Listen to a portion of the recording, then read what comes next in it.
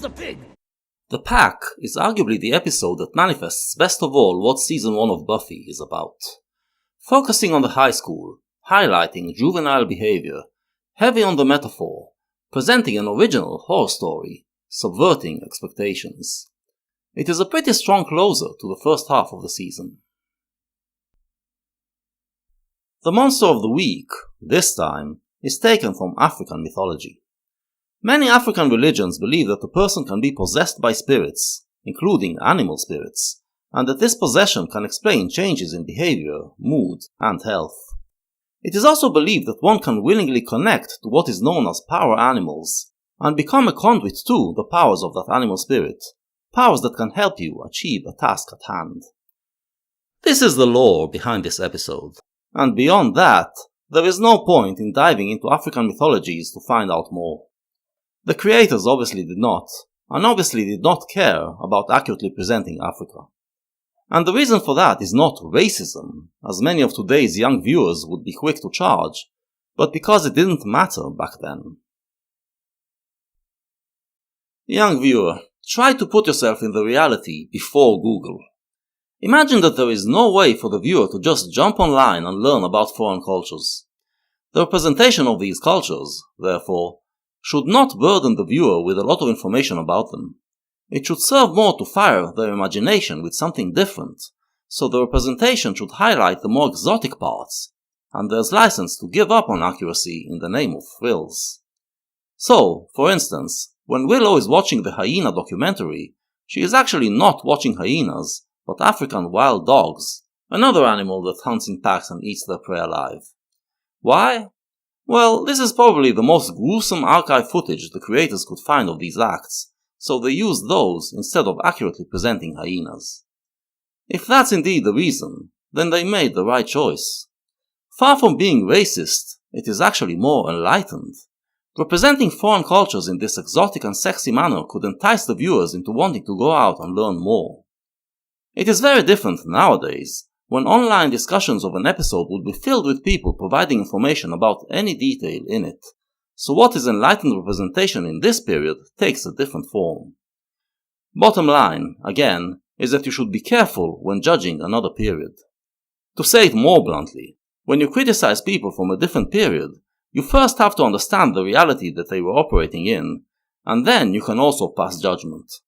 But if you expect people from another period to act according to the logic of your period, and you judge them as bigoted if they don't, then you are the one who is being a bigot.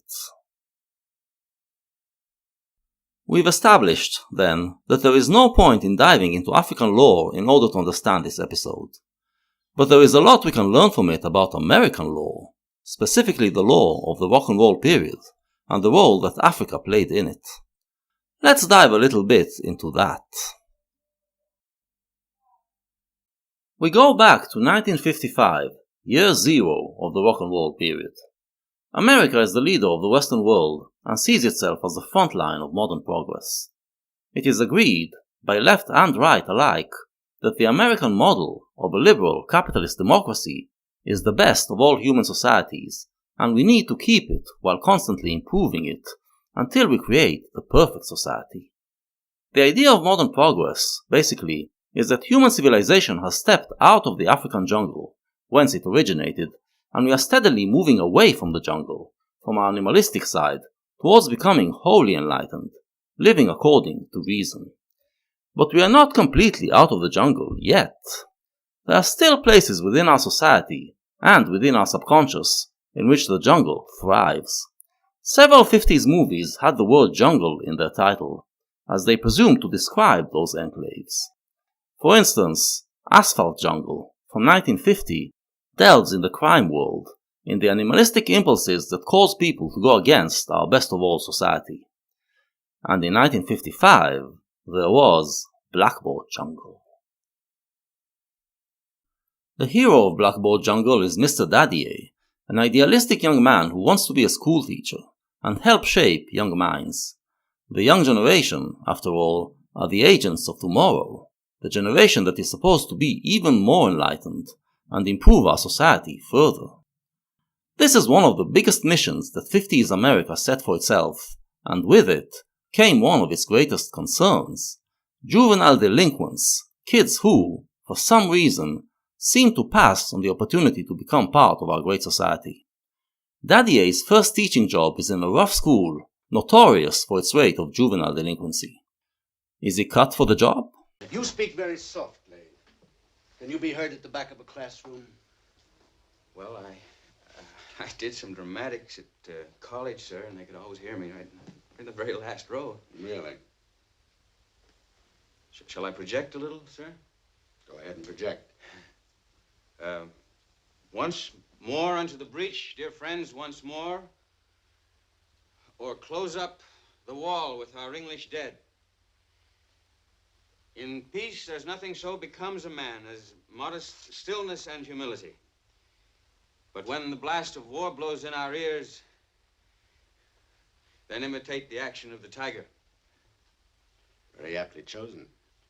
Right away, with this quote from Shakespeare's Henry V, the film prepares us for what's ahead of Daddy A. Not a mere teaching job, but a war. On the first day, he saves a female teacher from sexual assault by one of the students, and his class is angry with him for getting their friend arrested. He gets no cooperation from them after that, and it doesn't take long before he, too, is brutally assaulted by several pupils. But he refuses to cooperate with the police investigation. The report says you couldn't identify any of the boys. It was dark. I told you, it was dark. I couldn't see anything. What are you protecting? The good name of this school? Your job? What? Somebody have to get kicked to death before you'll cooperate? It wasn't that serious. You couldn't make class for a week. I'd say that was serious. Well, what do you expect me to do? Press charges. I'll find the ones who did it. I'll go over every kid in the school. Yes, you'll do more harm than good. Mr. Daddier, I've handled lots of problem kids in my time. Kids from both sides of the tracks. They were 5 or 6 years old in the last war. Father in the army, mother in a defense plant.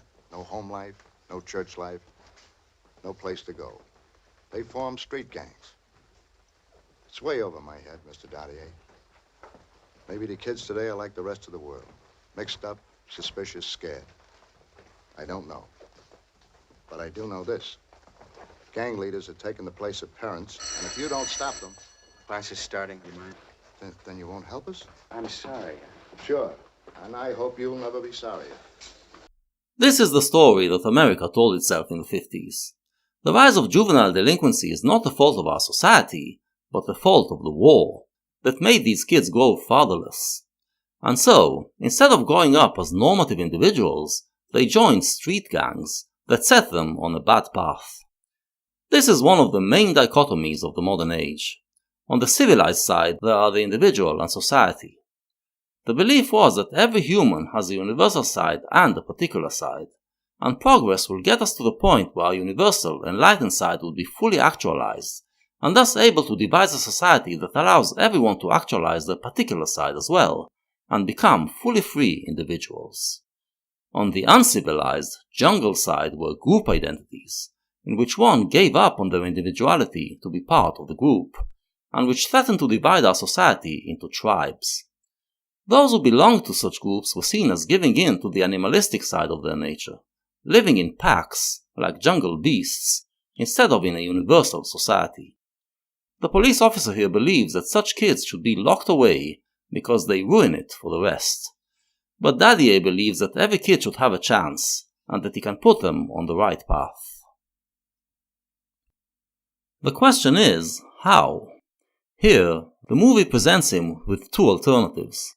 The right-wing option is represented by a veteran teacher named Mr. Murdoch. You can't teach a disorderly mob. That's right. You got to have discipline, and that means obedience.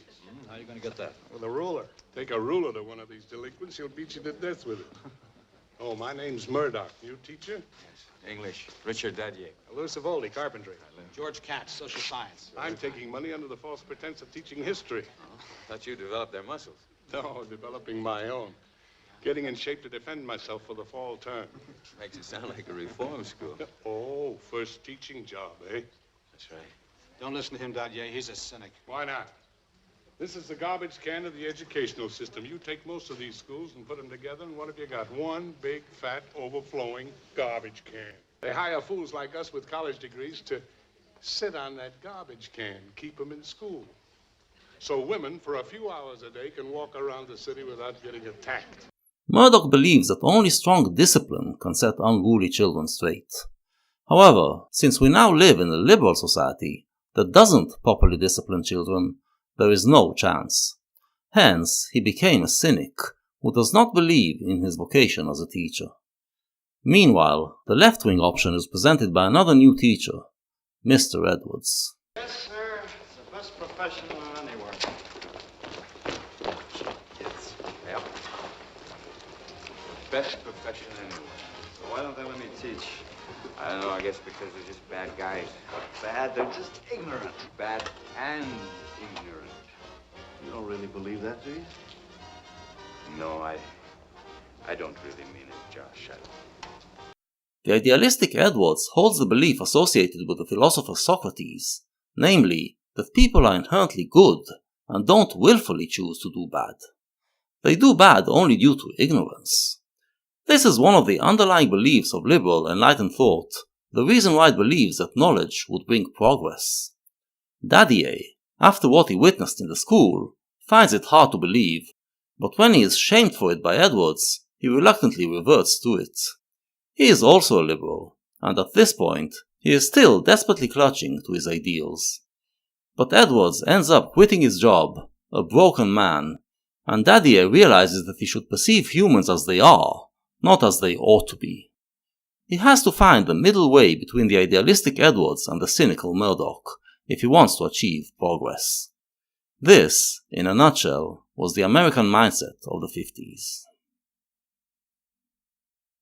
Daddier finally manages to break through to the kids when he shows them a film about a character they can identify with. This leads to a constructive conversation in the classroom, to the amazement of his colleagues. Oh, you finally got through to them. I think so. Yes, for once, for the first time. Well, what's the answer? Visual education? Yeah, partly. And if you can just get them stimulated. Sure, they'll go for movies that will teach them to read. No, but if you can get them to use their imagination, get them to reach out for something. But certainly not knowledge. No, but if they could use their intelligence, get their minds out of comic books. Mind. A mind would indicate a brain, and a brain... Before he proves Darwin was right, I've got a class. Murdoch thinks it is still useless. He may have got their interest, but he used pop culture in order to do so. And pop culture, after all, is trash. The American culture guardians of the time still held European culture to be the standard, and were ashamed of their pop culture. Pop culture, actually, was seen as one of the things that drive the kids to juvenile delinquency. We see that Daddier also has this mindset, and admits that comic books, one arm of American pop culture, is indeed a bad influence. But cinema, another arm, was beginning to gain some respect among liberals in the 50s, and he believes it could be a force for good. With this approach, he actually starts to make some progress. Well, could I be wrong? Have you got these wild animals trained? No, not trained. Just interested. Don't forget your history. Never turn your back. But it is still an uphill battle. Some kids, for some reason, are trying to sabotage his efforts. Daddier realizes that these kids may not be animals, as Murdoch calls them, but they do have a pack mentality, and to get to them, he must therefore find the leader of the pack. He designates two leaders, a black kid named Miller and an Irish kid named West. He tries to establish a relationship with both of them, and eventually manages to get to Miller. Important thing is, do you want to learn? In the beginning, I tried. Real hard. But what's the use? Nobody gives a hoot. Not the other fellas. Not the teachers. Not my folks, even. So you quit trying. That's the easy way out, Miller. That's the only way. Now, sometimes we got to do what's best, even though that might be the more difficult way. We talking from different sides of the fence, Mr. Daddier. You're not black, remember? That's not a good enough excuse. Not nowadays, and you know it, Miller. And Dr. Ralph Bunch proved that. George Washington Carver, Marion Anderson, Joe Louis. So? So I don't want you to quit, that's all. Now, you'll be of age at the end of this term. Don't give up trying, Miller. Don't quit. Mr. Daddier, you pretty new at this. Soon you're gonna be quitting yourself. All right, look, I'll make a deal with you. We'll have sort of a pact, you and I. Neither of us quit. How about it? Miller is depicted as a bright and upright kid who simply doesn't believe there's a point in trying to advance socially because his skin color will always hold him back. The film suggests that all it needs is someone who cares, who will show the Millers in our society that progress includes them as well. With West, however, Daddy has no success, and eventually realizes that it was West who was trying to sabotage him all along. West was afraid to lose his power over his classmates, so he tried to drive Daddy away. It comes to a showdown in the classroom, in which West suddenly realizes that only one kid is still on his side. Stripped of his pack, West is revealed as a sniveling coward who cannot stand up for himself and gets defeated by the teacher.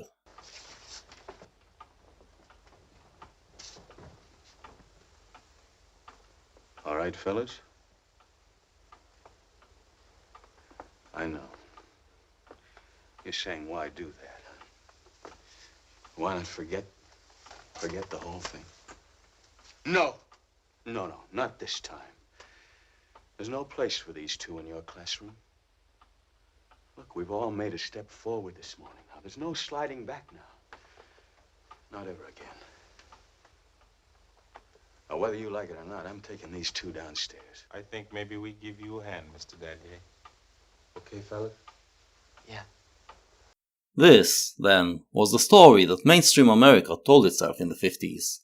Almost all kids are good, and can grow up to be model citizens of our great society. There are just a few bad seeds, a few rotten apples, and they are a negative influence on the rest. Remove them, and we can solve the problem of juvenile delinquency for good. Blackboard Jungle was released in late March 1955. Typically for films that dealt with sensitive issues, it is preceded with a disclaimer, which begins by stating that most schools in America, and most American kids, are not like what we are about to watch. After assuring the crowd that this is not some subversive anti-American propaganda, it adds that today we are troubled by the problem of juvenile delinquency, and this movie was made to help shed light on it.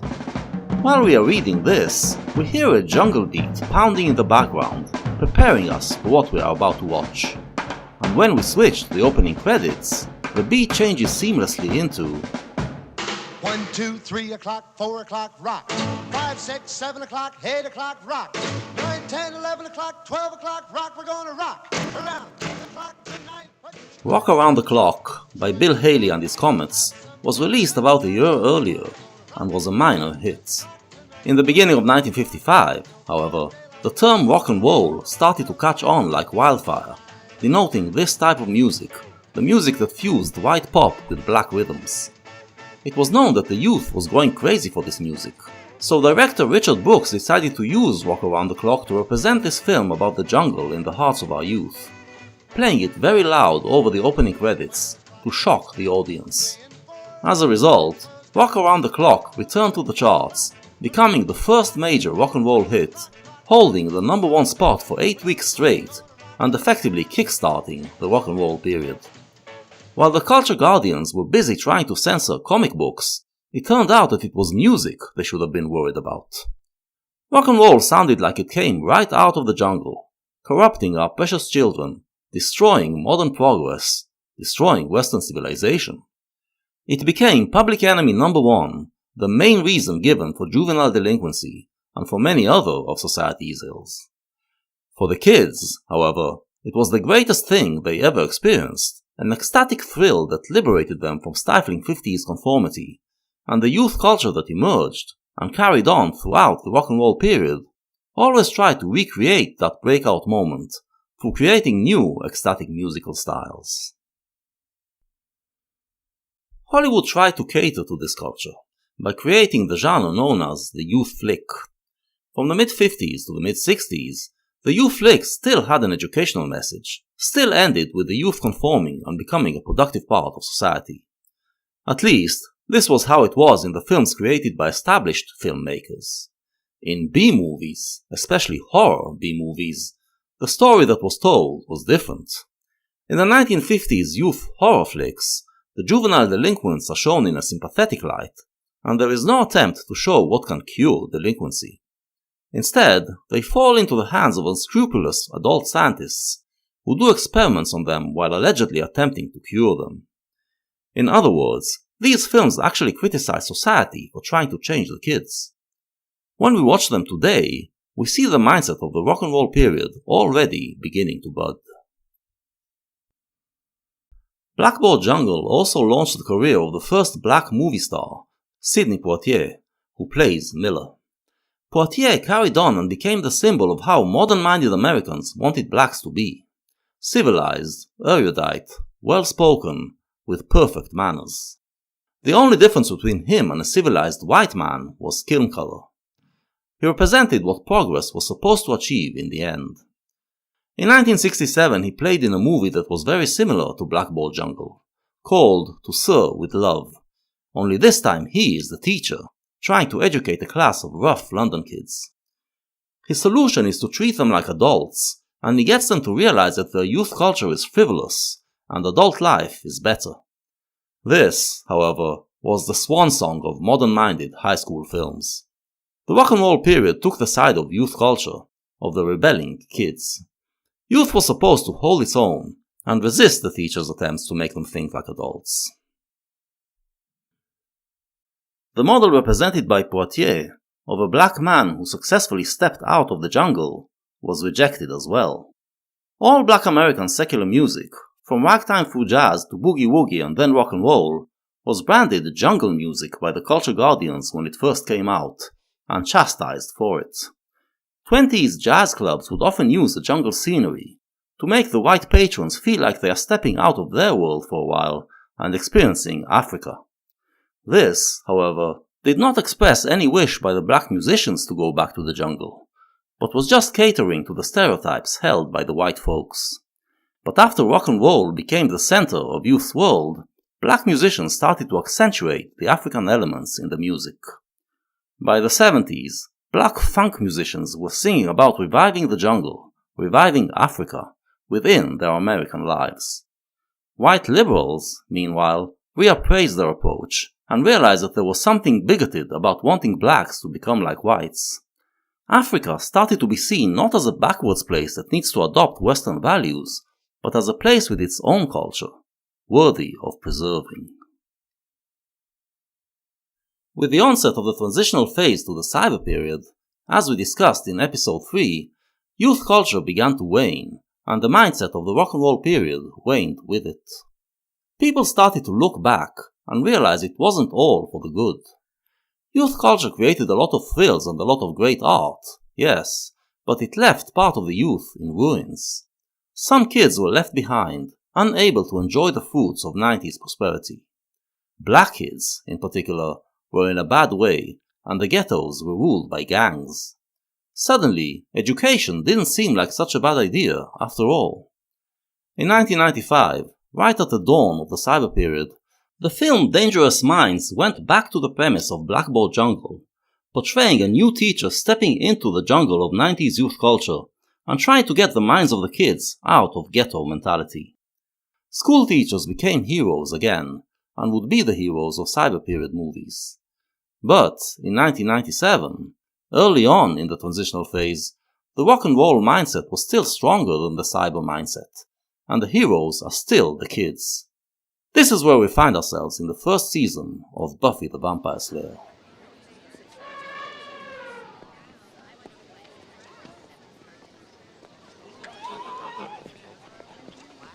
Oh, look. It's Buffy and all her friends. That's witty. Do you ever wonder why nobody cool ever wants to hang out with you? I'm just thankful. Were you this popular at your old school? Before you got kicked out? Careful. She might beat you up. We begin the episode at a zoo, among African animals, as Buffy's class is on a field trip. And we meet a group of 4 of her classmates who think they are very cool because they don't follow the rules. If I ask you for their names, even if you've seen this episode many times, you will probably not remember, and it's not important. They have no individuality, as their group identity is all they have. They even make fun of Buffy for being an individualist. We later see them display other aspects of gang mentality, like bullying a nerdy kid and then peer pressuring him to do bad. They are exactly what the 50s saw in youth groups. Kids that are stuck in an earlier stage of progress, still having some of the jungle in them, so they behave like a pack of animals. Except this is a show that deals with supernatural metaphor, so we need them to become actual animals. As they enter a restricted area, they all get possessed by hyena spirits. Unfortunately, Xander is there, too, and gets possessed as well. Buffy, we saw, despised the pack even before they got possessed. She later equates them to the flying monkeys from Wizard of Oz, implying that they have no minds of their own. But we also saw that their teasing affects her, reminding her of her outcast position. Thankfully, her friends are there to cheer her up. In the rock and roll period, groups were not seen as a bad thing in itself. On the contrary, it was about rebelling against the idea of universal humanity, now seen as oppressive, and even against national identities, in favor of smaller group identities, communities, subcultures, families, fandoms, etc. Bad group identities were only those that completely erase individuality. Good groups are those that maintain a balance between the group identity and the individuality of the members in it, like Buffy's little group. The ideal group was of course the rock band. Early on, the rock and roll groups played as one unit, and there wasn't much room for individuality. But in the late 60s, rock and roll became rock, and rock bands kept on playing like a unit, but would also allow the musicians to express their unique qualities. Which leads us to our rock and roll moment.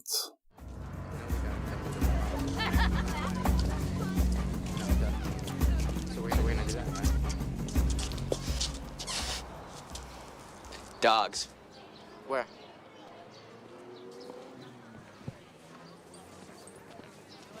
You're out of your mind. That's no way to play lead guitar. What are you That's talking just about? hunt and peck. It's not. Hey, Xander, you've heard Wretched Refuse play. What do you think of the guy who plays lead? Remember him? It's this guy. Who? Buffy, the new girl. What's your deal? Well, she's crazed. Did you hear about her old school? Booted. Well, I exhibit no surprise. Why was she kicked out? Because she's a psycho loony. A very typical 90s kid.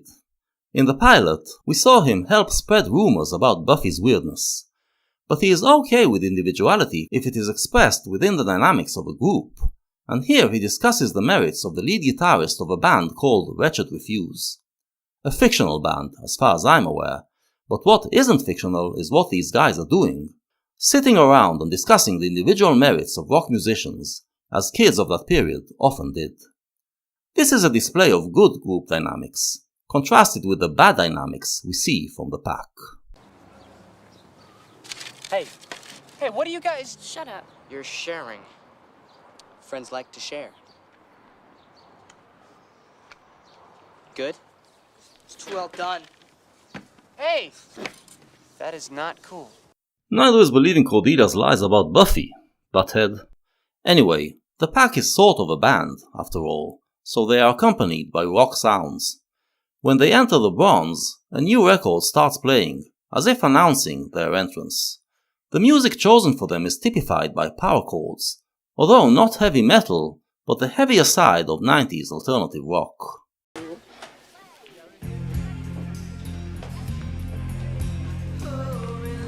Oh, great. It's the Winged Monkeys.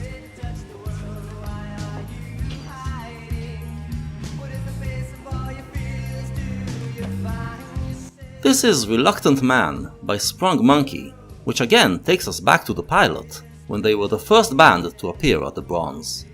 It reminds us of all the times Xander entered the bronze since then, and felt out of place. Now, finally, he gets to be cool. Later, we see the pack doing their power walk to the ominous chords of Job's Eyes, a 1996 record by a band named Far.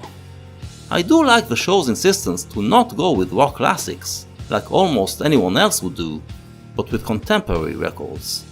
This scene is reminiscent of the opening scene in Quentin Tarantino's debut film Reservoir Dogs from 1992, which also dealt with loss of individuality within a group. One of the revolutions Tarantino brought to film was no longer using contemporary rock music, realizing it lost its power, but digging in the history of pop to find forgotten gems to use as soundtrack music. This affected other filmmakers, but the Buffy creators decided to go another way. We shall talk about the show's musical selection in more detail in the future. Xander's new behavior makes him part of the pack, but throws the dynamics of our own little group out of whack, leading to some strong, dramatic moments. This is actually the main strength of this episode, but I am here not to discuss the drama, but the more hidden cultural and philosophical meanings, so we shall focus on that. When Buffy goes to Giles to inquire what's wrong with Xander, his initial reaction is quite predictable. Xander's taken to teasing the less fortunate. Uh-huh.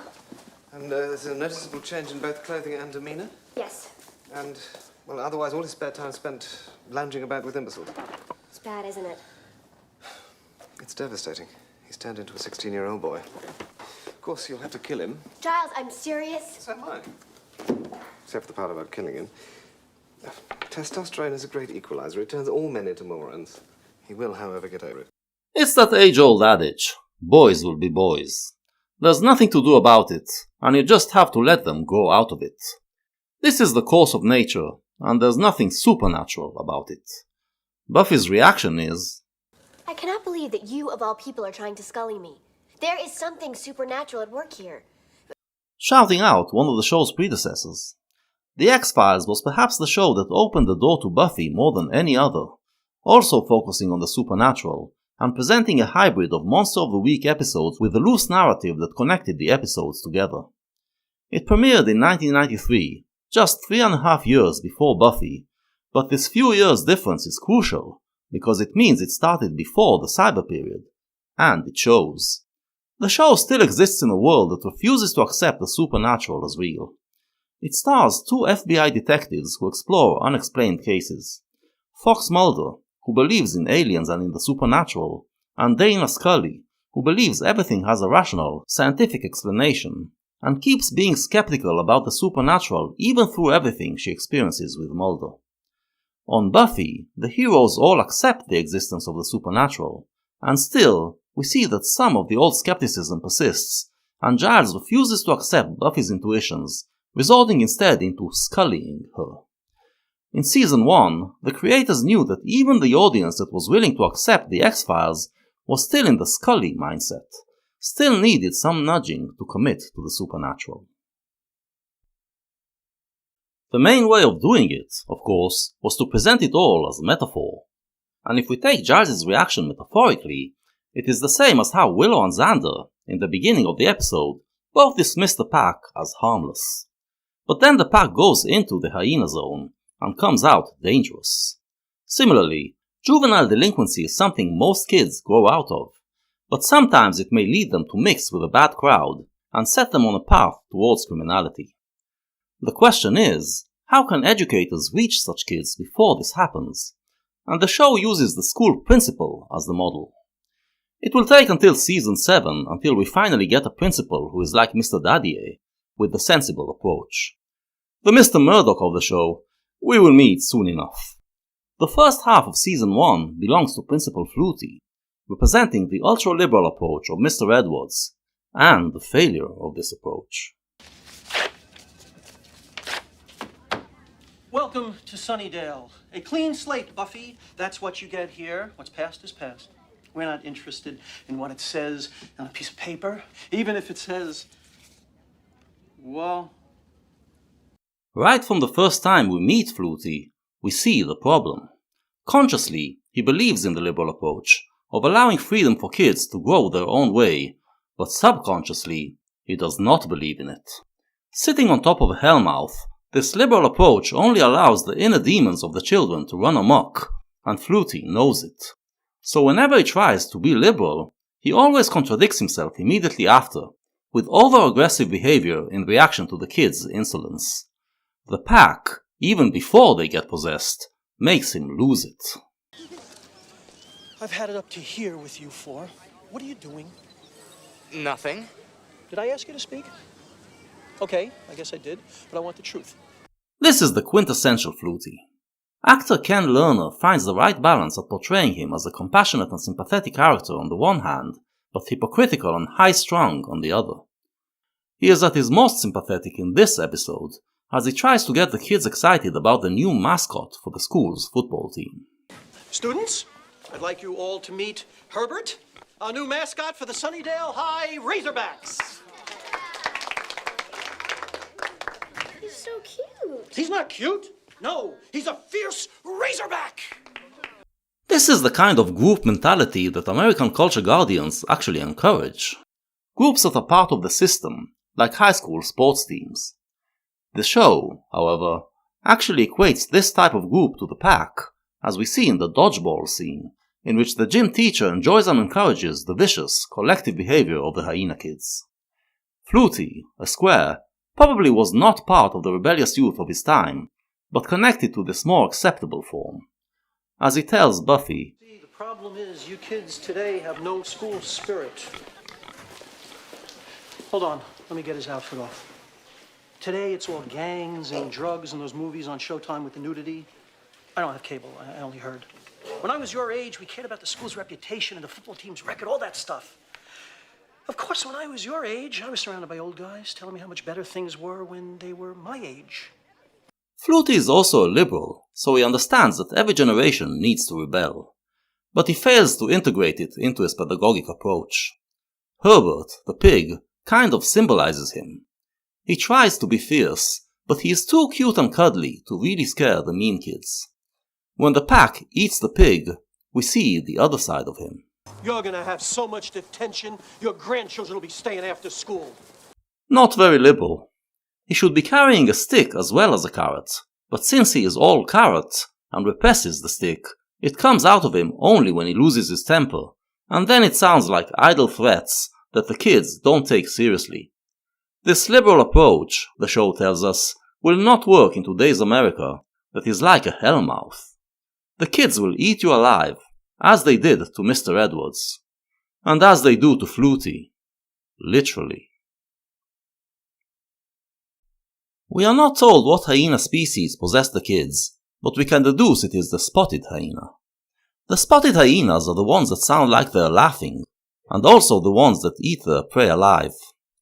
They hunt in packs, and once they choose their prey, they go after it together, taking bites until the poor animal collapses. Flutie meets a very cruel end. The death of Flutie convinces our heroes that they are indeed dealing with hyena possession.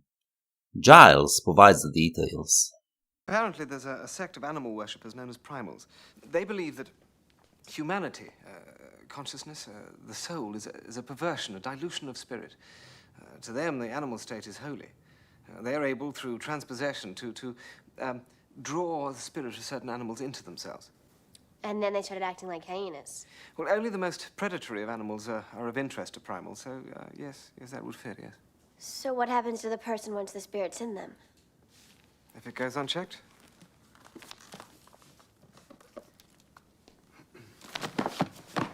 I gotta find Xander.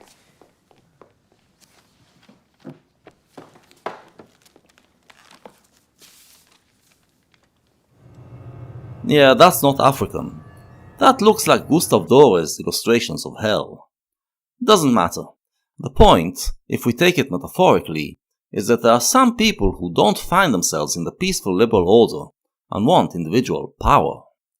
The Primals, Giles tells us, believe that the progress of human civilization is actually taking us further and further away from our pure form. The painting shows us that no, going the way the Primal suggests does not make you pure, but only makes you descend into hell. It also tells Buffy that the pack is becoming increasingly stupider, a fact she will employ to her advantage. There actually are some people who hold these atavistic views, believing liberal, democratic society is the degeneration of humanity, and wanting to go back to older forms. And they prey on the weak-minded, on the kids who are not satisfied in this order either, and send them to hell by putting toxic ideas in their head. This is what happens when the educational system fails to do its job. We understand why the pack, with its collective consciousness, would develop a fascistic mentality. But why would Xander do it? Forget that he is possessed. That's the metaphor. The question the show is asking is, Why would a kid like Xander go down this path? He tells us himself as he sexually assaults Buffy. We both know what you really want. You want danger, don't you? You like your men dangerous. You're in trouble, Xander. You are infected with some hyena thing. It's like a demonic possession. Dangerous and mean, right? Like Angel, your mystery guy. Well, guess who just got mean? Xander is unsuccessful with the girls, and he tells himself it is because they like bad guys. He thinks that if he finds something that makes him bad, his luck will change. We heard the same thing from Jesse when he turned. Jesse was an excruciating loser who couldn't get a date with anyone in the sighted community. Look at me. I'm a new man! Fortunately, Buffy can defend herself against Xander, and him being busy with her meant he wasn't part of the deadly attack on Flutie. The rest of the episode is a suspenseful battle against the pack, helped by some sizzling jungle music in the Walter Murphy soundtrack. Eventually, we find out that the zookeeper is the real culprit. He is one of the Primals, and he manages to fool our heroes long enough to get them to bring the pack to the zoo, upon which he performs a ritual that transfers all their power to him. But the hitch in his plan is that he is unaware that he is facing a slayer, and Buffy kicks him into the hyena cage, where he gets eaten alive. Poetic justice is served. Raw. Like in 50s youth horror flicks, then, we have juvenile delinquents who fall prey to an adult character. But the 50s films were part of the Hollywood period, the period in which the pop consciousness was struggling to liberate itself from the modern mindset, so the evil adults believed in the limitless power of science, and wanted to run experiments on the kids to learn how to harness their power to their personal means.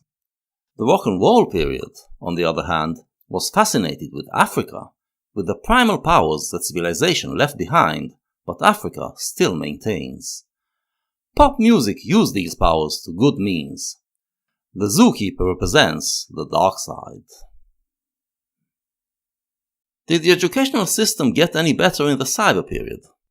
Hardly, and I would argue that in one regard, at least, things have gone worse. The old wisdom that reminds us that boys will be boys, that you have to accept that this is how they naturally are and just help them grow out of it, is now under attack. Some utopian-minded people got it into their heads that boys are unruly and aggressive not because of hormones, but because society taught them to be so. And that if we teach them to behave differently, they will, and will grow up to be peaceful adults. This is the kind of thinking that gets you eaten alive. Nothing good, I fear, will come from this approach. Learn from Giles.